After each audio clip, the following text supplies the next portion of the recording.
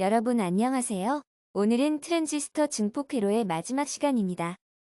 오늘은 트랜지스터 증폭 회로의 종류와 구성에 대해서 알아보는 시간을 가지려고 합니다. 트랜지스터 증폭 회로는 신호 입력 단자와 신호 출력 단자에 따라 크게 공통 이미터, 증폭 회로, 공통 컬렉터 증폭 회로, 공통 베이스 증폭 회로로 나누어집니다. 각각의 특성과 쓰임새가 각기 다른 트랜지스터 증폭 회로의 종류와 특징에 대하여 알아보는 시간을 가지도록 하겠습니다. 먼저 공통 이미터 증폭 회로입니다. 공통 이미터 증폭 회로는 베이스 단자에 입력 신호를 주고 컬렉터 단자에서 출력을 얻는 회로입니다. 전압 분배 바이어스와 C1, C2 결합 캐패시터, 그리고 바이패스 커패시터 C2로 구성되어 있습니다. 공통 이미터 증폭 회로는 수 나노볼트에서 수 밀리볼트의 매우 작은 교류 입력 전압을 수십에서 수백 밀리볼트의 교류 출력 신호로 얻을 수 있는 전압 증폭 회로입니다. 어떻게 생겼는지 회로를 보며 이야기 나누도록 해볼게요. 공통 이미터 증폭 회로의 단자 구성을 보면 베이스가 입력 그리고 컬렉터가 출력이 됩니다. 베이스와 컬렉터가 어디인지는 다 아시죠? 헷갈린다면 붙어있는 저항의 이름을 잘 보시면 됩니다. 이미터는 입출력 공통으로 잡혀있는 게 보일 거예요. 공통이라는 뜻의 영어 이름을 빌려 커먼 이미터라고 부르기도 합니다. 직류 등가회로와 교류 등가회로의 해석 방법에 대해서는 지난 시간에 배웠는데 모두 기억하시죠? 기억이 잘 나지 않는 친구들은 저번 시간 동영상을 참고해 보시기 바랍니다. 캐패시터가 개방인지 단락인지를 잘 기억하면 회로를 이해하기 쉬울 거예요. 공통 이미터 증폭 회로에는 다양한 특징이 있습니다. 화면을 보면서 하나씩 설명해 드리겠습니다. 공통 이미터 증폭 회로는 전압 증폭률이 보통 10에서 100 사이의 값을 가지며 주로 전압 증폭용으로 많이 쓰입니다. 또한 입력과 출력 전압의 위상차가 180도이므로 출력 파형이 반전되어 나타나게 됩니다.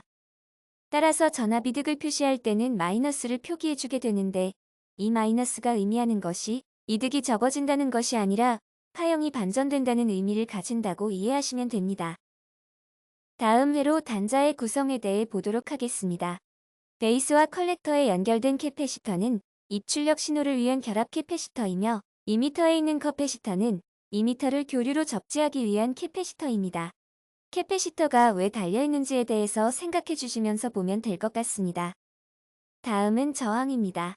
저항의 경우 저번 시간에 전압 이득에 대해 배울 때 RC와 RL의 크기에 의해 전압 이득의 크기가 정해지는 것을 기억하실 거예요. 만약 RL이 RC보다 매우 크다면 RL의 값에 의해 RC의 값이 고려가 되지 않기 때문에 부하 저항 RL은 이득에 영향을 거의 주지 않게 됩니다. 만약 RL이 1000kΩ이고 RC가 1옴이라고 생각한다면 RL 더하기 RC를 한다고 해도 큰 의미가 없는 것과 같은 것이지요. 이번에는 공통 컬렉터 증폭 회로에 대해서 알아보도록 하겠습니다. 공통 컬렉터 증폭 회로는 입력 신호는 베이스에 주어지고 출력 전압은 이미터에서 얻어집니다. 이미터 전압이 베이스 전압과 거의 같기 때문에 출력이 입력을 따라간다는 뜻으로 이미터 팔로워라고 부릅니다. 팔로워의 뜻은 다 알고 있지요? 전압 이득은 거의 1이고 높은 전류 이득과 입력 저항을 얻을 수 있다는 장점이 있기 때문에 임피던스를 정합할 때 많이 쓰게 됩니다. 예를 들어 증폭기 출력단 부하의 크기가 작은 경우 전체 증폭기의 전압 이득이 감소하는 것을 방지하기 위해 증폭기 출력단과 부하 사이에 공통 컬렉터 증폭 회로를 삽입하여 증폭기의 이득이 감소하지 않게 하는 버퍼 증폭기로 사용되는 것이지요. 공통 컬렉터 증폭 회로의 주요 특성은 다음과 같습니다. 앞서 보았던 공통 이미터 증폭 회로가 전압 증폭 이득이 높았다면 공통 컬렉터 증폭 회로는 전압 이득이 아주 낮습니다. 대신 최대 전류 이득이 매우 높습니다. 전류값이 높아지니 당연히 전력 이득도 높아지겠지요. 또한 입력 임피던스가 크고 출력 임피던스는 매우 작게 됩니다. 이러한 특징들을 이용하여 증폭기의 이득이 감소하지 않게 하는 버퍼 증폭기로 사용하게 되는 것이지요. 각 증폭 회로의 특징들은 잘 외워두시는 것이 좋습니다. 다음은 공통 베이스 증폭 회로입니다.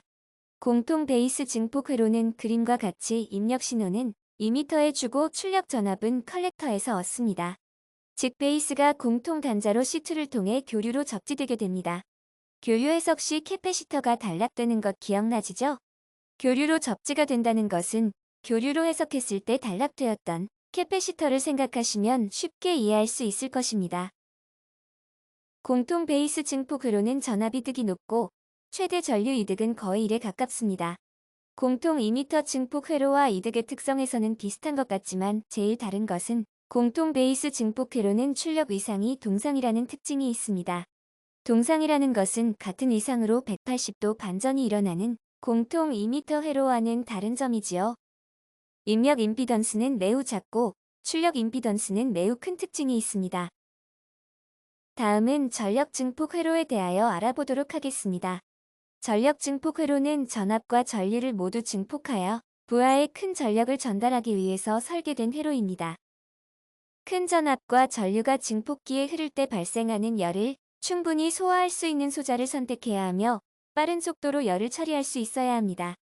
직류석에 얻은 동작점의 위치와 컬렉터 전류가 흐르는 입력 신호의 주기에 따라 A급, B급, C급으로 나누어집니다.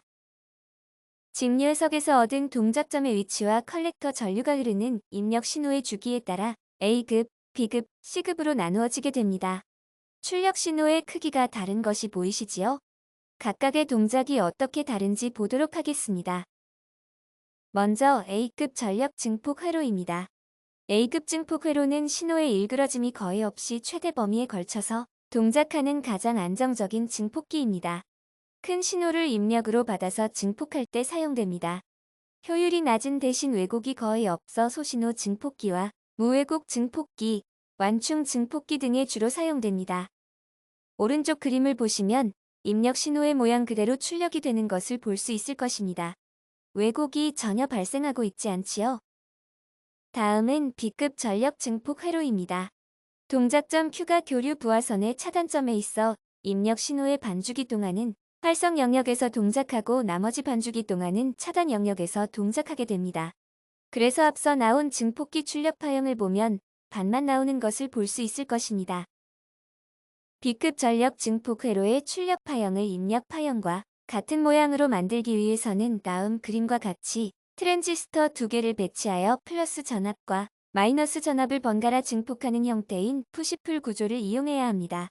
B급 전력 증폭 회로의 이론적인 최대 출력 효율은 79%라고 합니다. 세 번째는 C급 전력 증폭 회로입니다. C급 전력 증폭 회로는 동작점 Q를 교류 부하선의 차단점 아래에 두는 방식으로 교류 베이스 전압의 플러스 반주기에 180도 미만 동안 컬렉터 전류를 흐르게 합니다. C급 전력 증폭 회로는 전력 증폭 회로 중 효율이 가장 높으나 출력 파형에 심한 왜곡이 생기기 때문에 보통 고주파 동조 증폭기에만 제한적으로 응용됩니다. 무선통신에서 고주파인 반송파 전력 증폭 회로나 주파수 채배 증폭 회로에 주로 사용됩니다. 다음은 다단 증폭 회로입니다.